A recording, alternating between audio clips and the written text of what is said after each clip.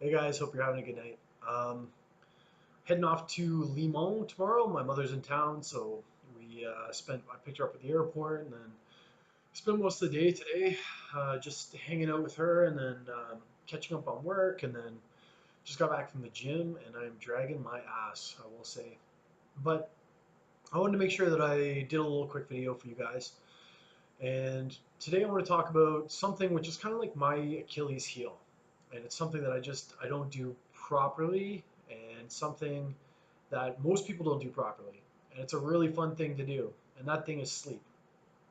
So it's kind of one of my weaknesses too. And I've actually really been making a concerted effort lately to sleep a little bit more. But it's kind of like a delicate balance. You're probably saying, what, like, is sleep really that important? How important is sleep in terms of this whole fitness thing, in terms of staying in shape?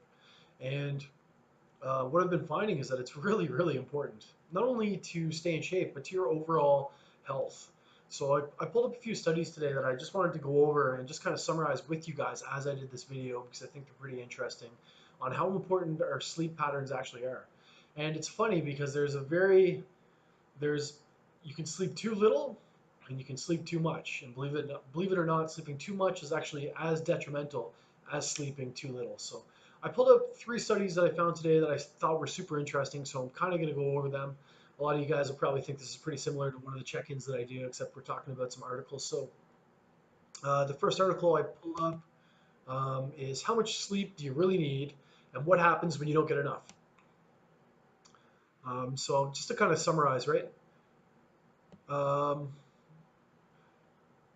it's important to keep in mind. So the amount of sleep that people have to get in order to function the best actually varies, and it varies specifically depending on your age. So what the latest research suggests is newborns have to sleep 16 to 18 hours a day, preschool children 11 to 12 hours a day, school children at least 10 hours a day, teens are around 9 to 10 hours a day, and adults from 7 to 9 hours a day. Um, Elderly from 7 to 8 hours a day, and that's elderly is age 65 and older. Um, so, so it's kind of funny because it's pretty specific, right? For adults, between 7 and 9 hours a day, and for quite a while, I was, often sometimes I do four, sometimes I do five. But for the last week and a half, 2 weeks, I've really been making a concerted effort just to be able to sleep. So why exactly is this so important? And like I said, I pulled up three articles. I'm just going to kind of skim through some of the important points, and then I'll post them in the group with this Facebook post. So one of the articles is saying sleep deprivation can impact the brain and every organ in the body. During sleep, a newly discovered network of water channels in the brain called the glymphatic system becomes active and functions as a waste disposal system, carrying toxins which would otherwise accumulate and damage brain cells. So the accumulation of these toxins is associated with Alzheimer's disease. Those who suffer from chronic sleep deprivation, regardless of the reason, can experience adverse effects in many different aspects of their life.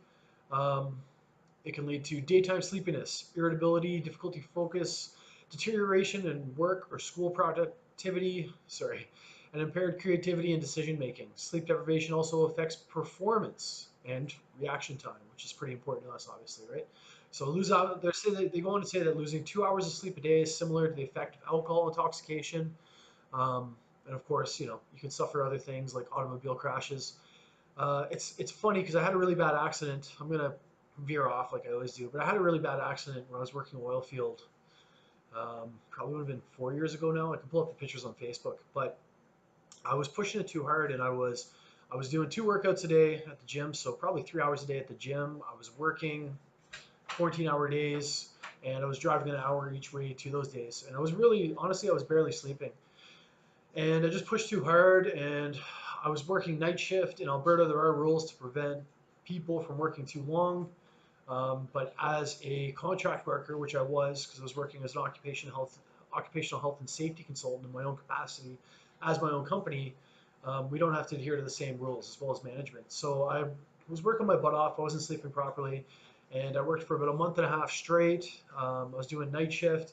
I was on my way into work in the morning. I fell asleep at the wheel, and I was doing about 110. And I woke up and I had impacted a dump truck that was directly parked in front of a train crossing, and I went from 110 to a dead stop in the middle of the highway.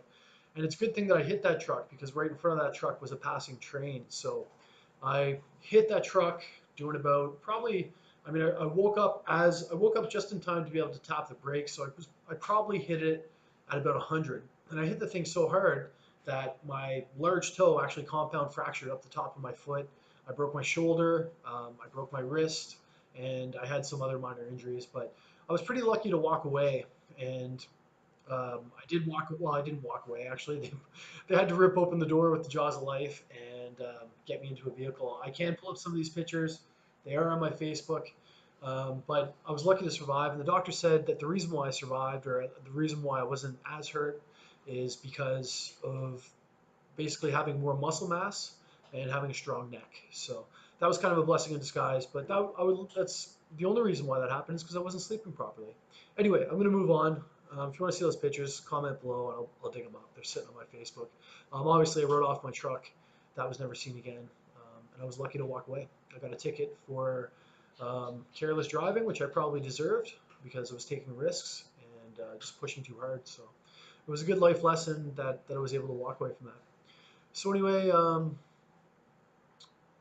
what this article basically says is that it can affect your brain chemistry in a huge way, and potentially the accumulation of these toxins, if you don't get rid of them, can lead to Alzheimer's disease and a lot of other diseases. So I'll post that too. This one here is another article, which is sleeping too little or too much linked to heart disease, diabetes, and obesity. So new study links 6 hours of sleep or less, or sleeping too much, 10 hours or more, with chronic diseases including coronary, heart disease, diabetes, anxiety, and obesity in adults. So we'll go on. The article continues on to say that it's critical that adults aim for 7 to 9 hours of sleep each night to receive the proper health benefits from sleep. But this is especially true for those battling a chronic condition. So that includes sleep apnea and insomnia, obviously. If you're suffering from any of those, it's really important that you go talk to a doctor. Some of the relationships between unhealthy sleeping patterns and chronic diseases were particularly explained by frequent mental distress and obesity. This suggests that physicians should monitor mental health, blah, blah, blah. Sorry about the blah, blah. I'm tired myself. Tonight, I'm sleeping 7 hours. I got a long drive ahead of me tomorrow. So in a study published in the October issue of the Journal of Sleep, short sleepers reported higher prevalence of coronary heart disease, stroke, and diabetes, in addition to obesity and frequent mental distress, compared with optimal sleepers who reported sleeping 7 to 9 hours on average during a 24-hour period. And ultimately, the same was true for long sleepers, so sleeping too much. The study involved more than 5,400 participants, age 45 or older, in nearly 14 states. So that's kind of interesting too. Clearly, sleeping is important. This is kind of the third and probably the most relatable one that I pulled up. And sleep loss limits fat loss. That's what the study is titled. The summary is: cutting back on sleep reduces the benefits of dieting, according to a new study. When dieters got a full night's sleep, more than half of the weight they lost was fat. When they cut back on their sleep, only 1/4 of their weight loss came from fat. So sleep-deprived dieters also felt hungrier, producing higher levels of ghrelin, which we've talked about. Ghrelin is the hunger hormone. So that's pretty interesting in itself. So, hey, Coco, burrito.